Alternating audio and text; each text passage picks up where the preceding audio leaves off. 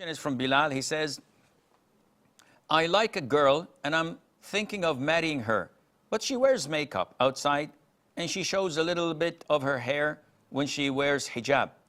She dresses wearing abaya, but she also posts herself on social media. These things put me off a little as I don't want my wife to display her beauty. Does that make me a dayyuth if I let her? But I say to myself, I'm not the best Muslim as well. Yes, it would make you a dayyuth if you see your wife wanting to do these things and you do not prevent her and stop her from doing it. Now, as you are still in safety and you're not married, definitely this girl is bad news. She's indecent. She does not abide by the Qur'an and the Sunnah for wearing makeup when she goes out, for posting her pictures on social media, for showing part of her hair, which is awrah. What kind of a man would allow his wife or his daughter to be in such a fashion? A real man has jealousy, not over such things because he's a man, rather because Islam prohibits it.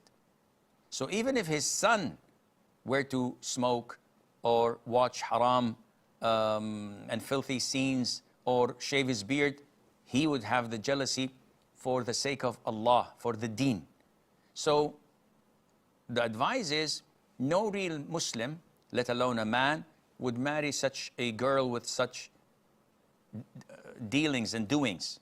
She's not the last woman on earth. You have to choose who to be your soulmate and life partner, the mother of your children, and the wife that you would stay married to for the rest of your life, inshallah. Majid from Saudi Arabia. Wa alaikum salam wa rahmatullahi wa barakatuh. I hope you're doing well, sir. Alhamdulillah, I'm doing great, akhi. What can I do for you? Alhamdulillah. Yes, I have two questions, actually, very quick. One question only, please. Please, Sheikh, with a request, please. Your first question. Okay, my first question, because in these days it's a little hard to find the righteous practicing Muslim as a spouse. And although searching a lot and asking my mother to help me with it, but really it's tough. And my second question, Sheikh. What is your question? The first question, what is it? My first question is how to find the right spouse in this age, because really it's really tough. Where do you live? I live in Saudi Arabia, Jeddah, really. Okay, so for your first question, to find a righteous spouse in your locality, your mom, your sister, your aunties, your cousins should know within their community where to find. To claim that there are, or it is difficult to find righteous women, this is not true. I live in Jeddah. There are so many available righteous practicing women who are to your liking if you want to find. All what you have to do is ask the right women to direct you to them. There are khattaba, as we call them. And they know, okay, you want someone who's niqabi, someone who doesn't work, someone who has a degree, someone who is righteous, practicing hafidat al-Qur'an, this and that. You will find. The problem here is not in finding such a woman. The problem is in the stereotyping you have in your head. And I am certain that your mom brought to you a number of choices, and all of them you've declined because, oh no, her hair is not soft enough. Oh, she's not white enough. Oh, she's a bit chubby. Oh, she's not tall enough. Oh, she's not this. Oh, she doesn't speak English. She doesn't do this. She doesn't do that. So it's your bar that is too high, which you have to lower. And I tell people, I tell boys who are interested in getting married, before you set your conditions, take a good look at the mirror.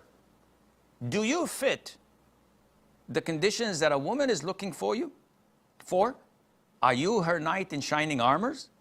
Are you the one to be sought after with the sports physique, with a good job, with a good house, with a good car, with a nice personality, with a humorous soul, with?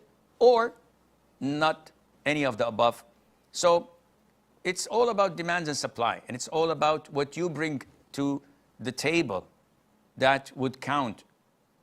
As much as you have, you should expect. But don't shoot for the stars when you yourself could not fulfill that, and Allah knows best. Aisha from Italy. Assalamu alaikum, Sheikh. Assalamualaikum. I have two questions. Can I ask them?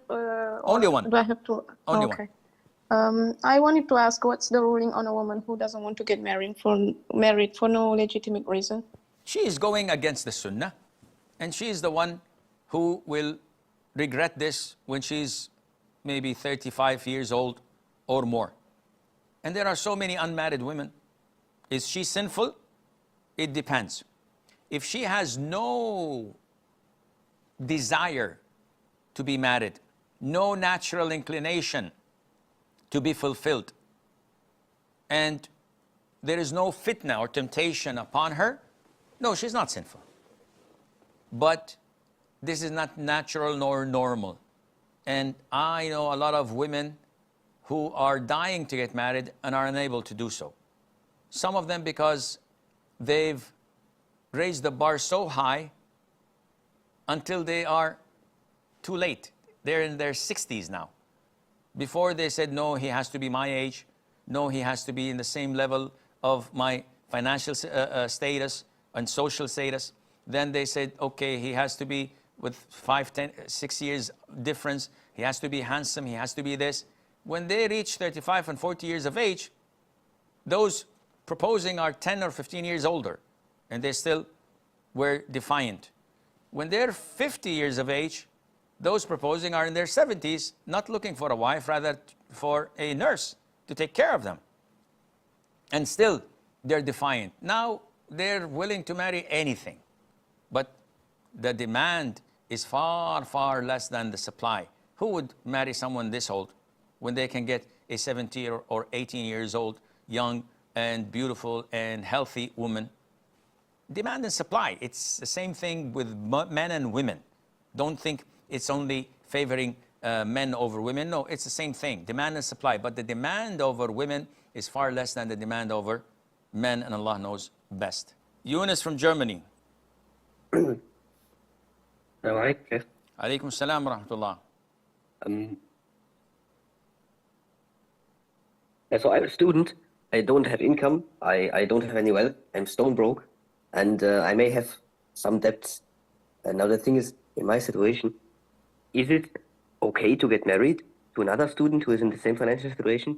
If both of us are okay with that, and we delay dowry and everything which has to be delayed for later, is this possible? Marriage contract has conditions and pillars.